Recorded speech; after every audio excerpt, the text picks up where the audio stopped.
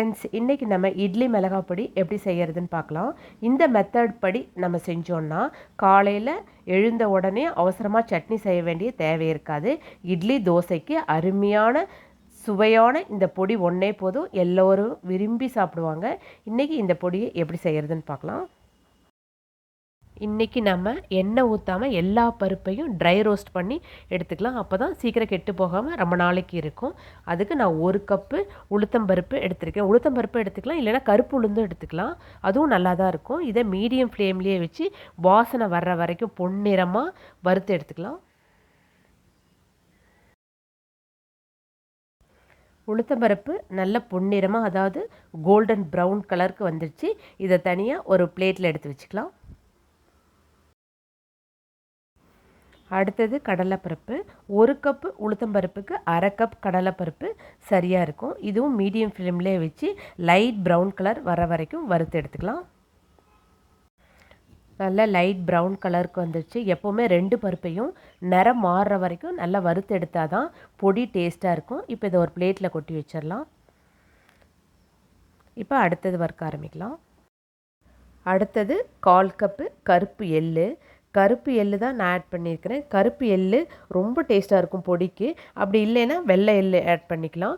Pan heat ஆனதுக்கப்புறம் நீங்கள் எள்ளை போட்டிங்கன்னா சீக்கிரமாக பொரிஞ்சு வந்துடும். பொரியும் போது நல்ல வாசனையாக இருக்கும். இது வந்து பொரியறதுக்கு ரொம்ப நேரம் ஆகாது. ஒரு 5 மினிட்ஸ்லேயே நல்லா பொரிஞ்சு வந்துடும். எள்ளு நல்லா பொரிஞ்சு வந்துடுச்சு. இதை நம்ம வேறு ஒரு பிளேட்டுக்கு மாற்றிக்கலாம். அடுத்தது மிளகாய். இதில் நான் மேங்களூர் மிளகாய் எடுத்திருக்கேன். இதில் 5 எடுத்திருக்கேன். மேங்களூர் மிளகாய் பார்க்குறதுக்கு நல்ல ரெட் கலரில் இருக்கும், கலரையும் கொடுக்கும். அதே சமயம் காரம் கம்மியாக இருக்கும். காரத்துக்கு நம்ம ஊர் மிளகாய், சிவப்பு மிளகாய் 10 எடுத்திருக்கேன். உங்களுக்கு இன்னும் கொஞ்சம் காரம் வேணும்னா 5 மிளகாய் சேர்த்து ஆட் பண்ணிக்கலாம். இந்த மிளகாவை வந்து காம்போடையே போட்டுக்கலாம். ஏன்னா காம்பை எடுத்துட்டோன்னா அதுக்குள்ளே இருக்கிற சீட்ஸ் எல்லாம் கீழே விழுந்து வறுக்கும்போது கருகிரும். அதனால் நம்ம வறுத்து முடிச்சதுக்கப்புறம் காம்பை எடுத்துக்கலாம். இதை கொஞ்சம் நேரம் வறுத்து எடுத்துக்கலாம்.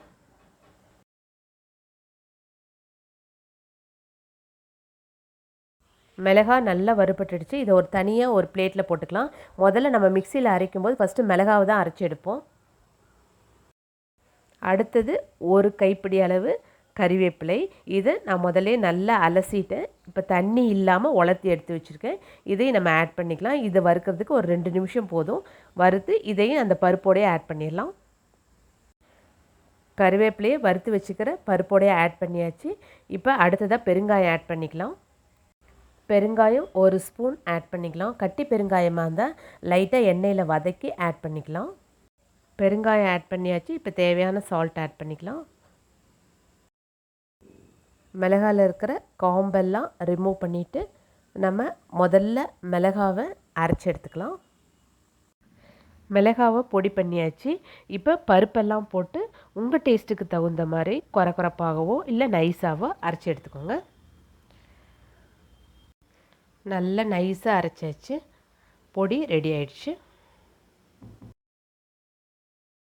நீங்களும் இதே அளவில் செஞ்சு பாருங்கள். தோசை இட்லிக்கு அருமையான சைட் டிஷ். இந்த வீடியோ உங்களுக்கு பிடிச்சிருந்துச்சுன்னா ஷேர் பண்ணுங்கள், லைக் பண்ணுங்கள், சப்ஸ்கிரைப் பண்ணுங்கள். தேங்க்யூ.